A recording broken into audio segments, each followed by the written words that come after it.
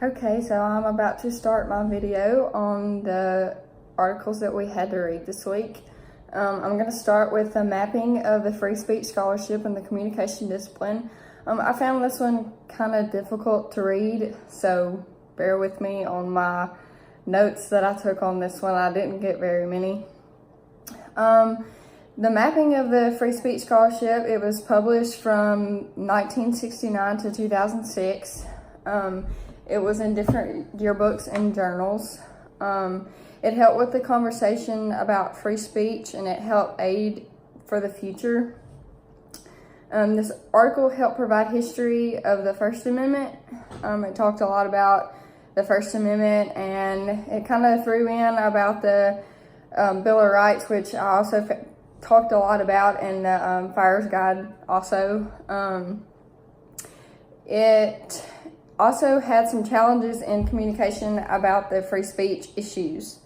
I also found a quote from Daniel A. Farber that I found interesting, and he said that the First Amendment is very simple, and it is. And it had, in the article, it talked about the 4 freedoms of the First Amendment, and it had a little list of those. I kind of looked over those, and it's just a literature review for each of the 4 rights that was assured by the First Amendment. Later on in the article, it also had a little section that talked about hate speech and how it had emerged into communication literature. That's about all I got for that one. I'm going to move into the Fires Guide. This one I found very interesting, and the reason I found this one very interesting is because I'm going in to be a teacher. This is my last semester. So I've had all of the diversity classes, and so one of the little sections that really stuck out to me in this article was it talked about how America's colleges punish students for voicing their opinions, and it's basically because of diversity. They can't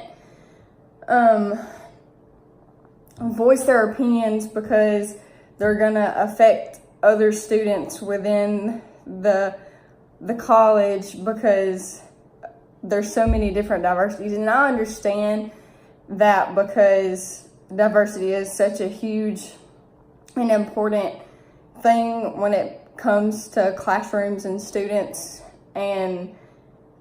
but it really gets under my skin because I believe that free speech is more important than just looking at diversity, because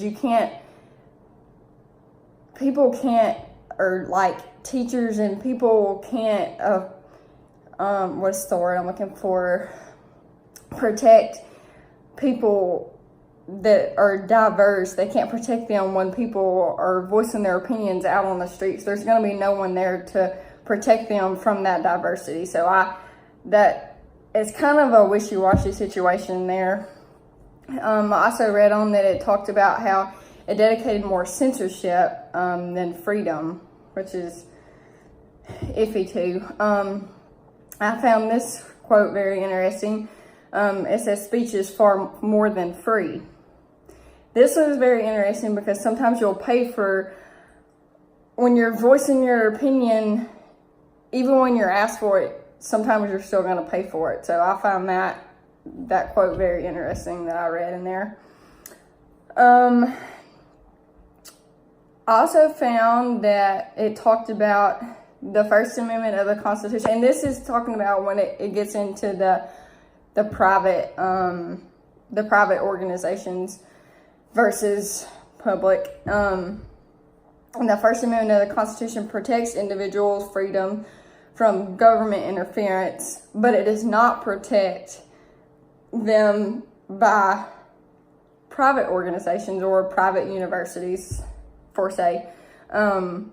It's understandable because private is so different than public. There's so many ways that is different, so that's understandable that they're not protected. And then it goes on to say that the Bill of Rights is what protects the private institutions from the excessive government interference.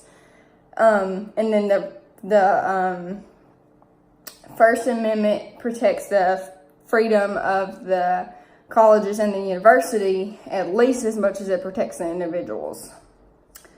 And then on down in the article, it talks about high school versus colleges.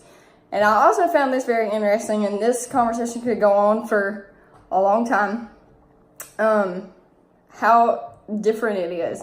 And there was so many different case scenarios where I think there was 4 different ones. And I didn't really get into a lot of detail on those. It didn't really, it was hard to really explain those.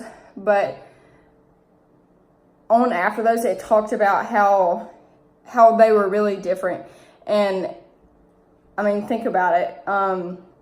The age and the maturity level of high schoolers and college level students. And when you're in high school, it's 18 and under, basically. Sometimes it's 17 and under, basically 18 and under. They're not legal adults. They can't vote. They can't do anything that what college level can. And college level, they're considered adults. They can do what they want. They can vote. They're out there. They can do whatever. And I found this quote where it said, not necessarily a quote, but where it talked about if rules were applied to the college setting, like high school rules, the control over student speech would be great, but they would hardly total. Public speech would be prohibited. Classroom discussions, they would be silenced. Organizations would face censorship. See, all these things that are in high school, you can't apply these things to college because they are so different. And when you try to apply these things, high school situations and scenarios into a college setting, you get these crazy things and you realize that they're not going to work. You can't do this because they are so different and how different they are. I think that about wraps up all of my notes for this and the reading for this week. Hope y'all enjoyed.